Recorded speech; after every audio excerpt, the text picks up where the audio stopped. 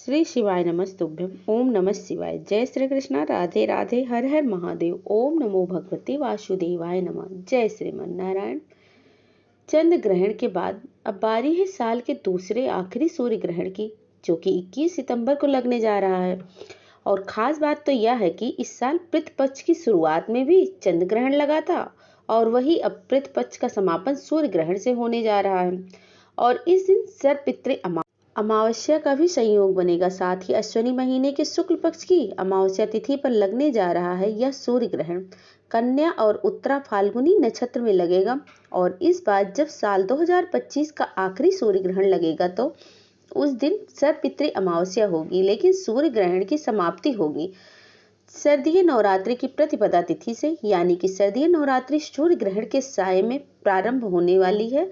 सवाल यह है कि साल का आखिरी सूर्य ग्रहण 21 सितंबर को कितने बजे लगेगा? क्या हमारे देश में, भारत में यह ग्रहण दिखाई देगा? और क्या यहाँ पर इसका सूतक काल भी मान्य होगा?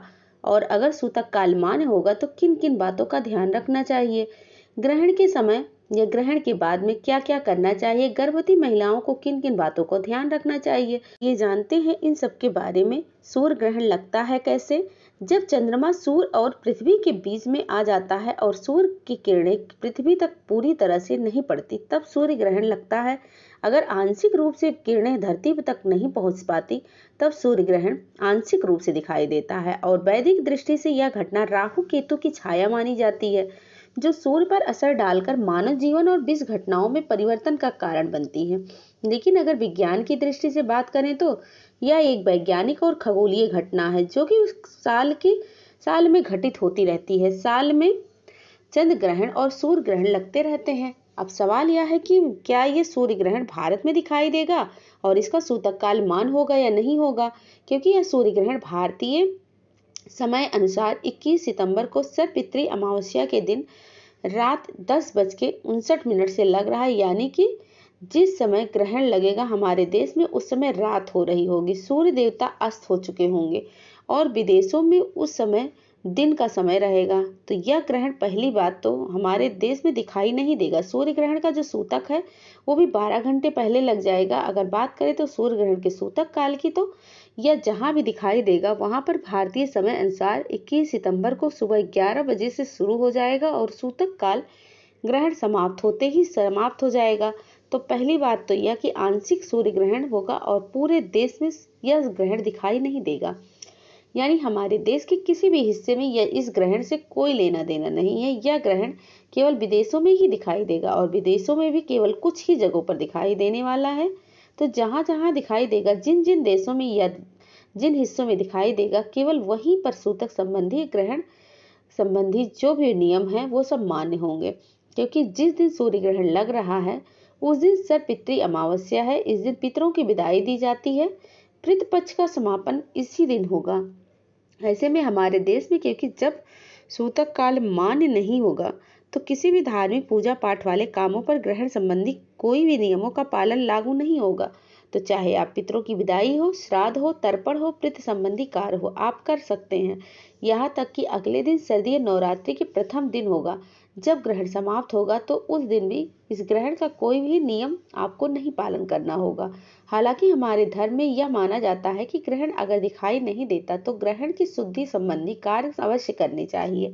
सूतक काल का पालन करें या न करें, ग्रहण की कुल अवधि में या ग्रहण समाप्ति के बाद अगर कुछ बातों को ध्यान ऐसी महिलाएं रखती हैं जो प्रेग्नेंट हैं, तो उन पर हो सकता है कि ग्रहण का थोड़ा बहुत विपरीत प्रभाव, दुष्प्रभाव पड़ जाए। उससे बचने के लिए आपको स्नान करने की सलाह दी जाती है। जब ग्रहण समाप्त हो जाए पहले स्नान करें। हो सके तो गंगा जल मिले पानी में स्नान करें या किसी पवित्र नदी में डुबकी लगाकर स्नान करें और उसके बाद आप सूर्य देवता को जल अर्पण करें।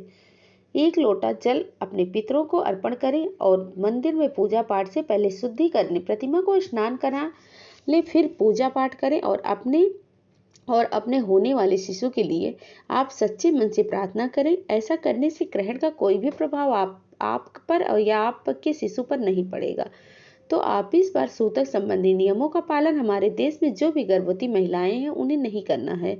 ग्रहण के दौरान आप सो सकती हैं, खा पी सकती हैं। हालांकि बड़े बुजुर्गों द्वारा यह परंपरा बनाई गई है सदियों से इस बात को मान्यता मिली हुई है कि जब ग्रहण लगता है, चाहे वो विदेशों में हो या हमारे देश में दिखाई दे या ना दे, जितनी अवधि कुल ग्रहण की होती है, इस बार ग्रहण का लगभग 4 घंटे तक रहने वाला है। उन 4 घंटों के दौरान अगर हो सके तो आप सोने से बचें। अगर सो रहे हैं तो अपने पास में कुसा रखकर सोएं या तुलसी के पत्ते रखकर सोएं, और अगर जितनी देर तक आप जाग रहे हैं उतनी देर तक आप ध्यान या किसी मंत्र का मानसिक जाप कर लें। रात का समय है तो तेज रोशनी में आने से बचें, और इस दौरान आप केवल मानसिक रूप से आप किसी भी मंत्र का जप कर सकते हैं या फिर आप कोई भी मंत्र सुन सकते हैं। ओम नमो भगवते वासुदेवाय नमः।